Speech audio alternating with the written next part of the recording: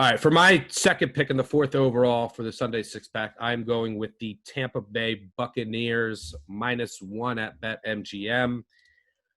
I'd said before that I only played two sides so far, the Niners and the Texans. And one of those reasons, and we'll get to this later, is it's like an elite teaser week. I have so many teaser pieces that you can tease through the 3 and 7.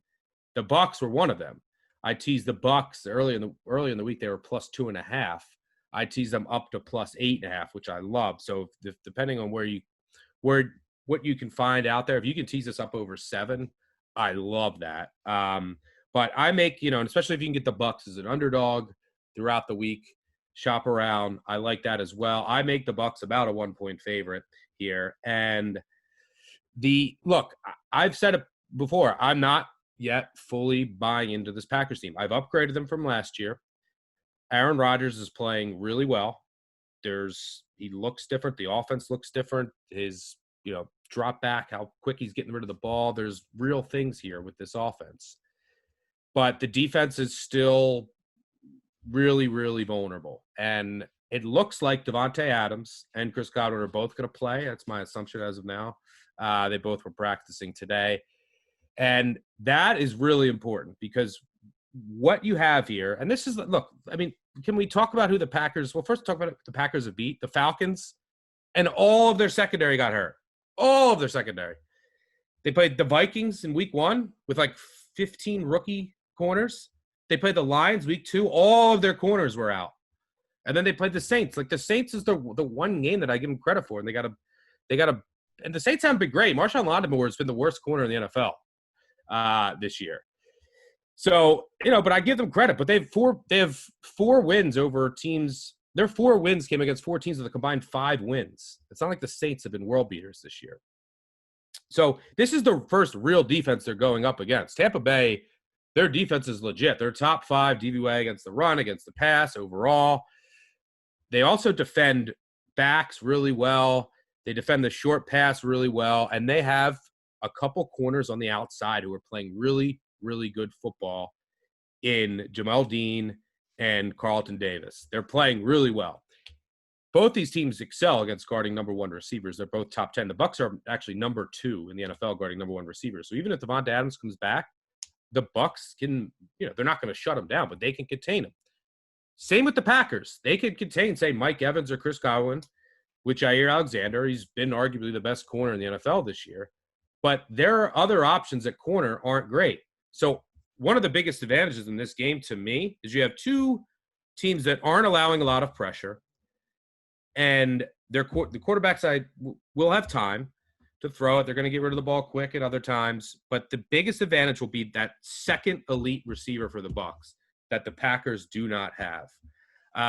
So at the end of the day, I think that's going to end up being the difference. And just look, defensively, everyone's all about Green Bay. Tampa Bay, number 2 DVOA defense, 4 versus pass, 3 versus rush. Green Bay, 29, 25 versus pass, 25 versus rush.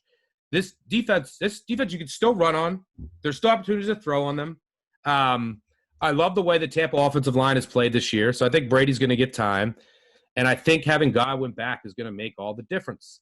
The one – and ultimately, I think the Tampa defensive front 6 or 7 is going to make more plays than Green Bay's. I mean, Green Bay's linebackers, their interior defensive line, it's basically Zadarius Smith trying to make plays. That's it. The one thing that does – and look, this is a great matchup on paper. Tampa Bay D, number 1 in yards per drive allowed at about 28. Green Bay, number 1 in yards per drive on offense, about 51. But strength on strength here. The one thing that you have to be concerned about is Vita Vea is out, which is huge in a number of ways. I mean, he can get pressure up the middle, but he also eats blocks in that nose position. And he requires a double team a lot of the time. Now, the Packers have a great center in Lindsley who would have done as good of a job as anyone on him. But he eats blocks and prevents those linebackers, Levante David, who might be one of the most underrated defenders in the NFL, from just moving all around. It gives them the ability. It's such an important position in the 3-4 base defense. So how will they replace him? It remains to be seen. Tampa Bay's run defense has been elite for the last 2 years. Because one of the reasons is Vea. So how much do we see a drop off of Sue and of Golston up front and of the offensive lineman getting to the second level to get a hat on those linebackers? That remains to be seen. Now, he's still just a defensive lineman. He's not worth 3 points, 2 points. I downgraded the Bucs about 0.7 points. I think it's somewhere between a half a point and a point.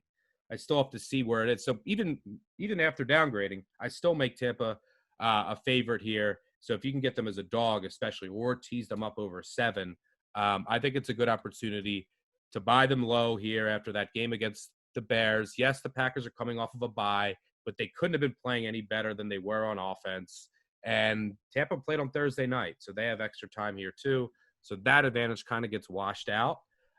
Give me the Tampa defense and their corners and that second elite receiver. I know Rodgers has been throwing it to everyone. Anyone, doesn't matter. Bob Tonga, you name it. Doesn't matter. But he's played the worst set of corners in the NFL. I mean, all hurt. All backups are rookies. Like Atlanta, Minnesota, Detroit, they've been getting torched. They've all had third stringers or rookies out there. So this is an actual legit defense is going to have to go against. He's going to, Bowles is going to have some pressure he's going to bring. They can defend the run, defend the short pass. Their corners are the best they'll face all year so far.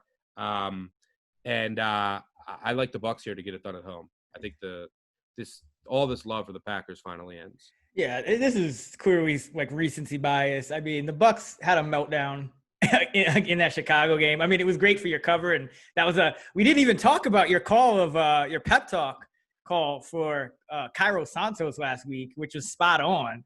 But the Bucs had a meltdown, on offense in that game in a couple of ways. I don't expect. They statistically dominated the game, right? And I mentioned this on Twitter. The game changed when the Bucs were up 17-3, 3rd and 12.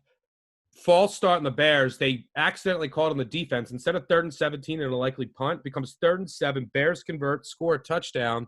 Tampa fumble, another touchdown. And then it's 17-17. That could have easily been a blowout. Right, exactly. So it was kind of an odd game, one of those Thursday games. As you mentioned, both of them coming off a bye, or both of them coming off longer rest than usual. And you do have some situational spots. Bruce Arians in his career coming off a straight-up loss, 24-15 against the spread, 1-0 this year. Tom Brady in his career coming off an against the spread loss is 56-33 with 2 pushes in the next game since 2003. Tom Brady coming off a straight-up loss, 31-12, 72%. So you have some spots here for the Bucs, and nothing is popping for, trend-wise for the Packers. I got not even one trend popping for the Packers on BetLabs for me. So I bet the Bucs as well at +2, and I agree. I have them as a small favorite. So, like it. Think this defense is for real. Losing Vea hurts, but toughest matchup the Packers have seen.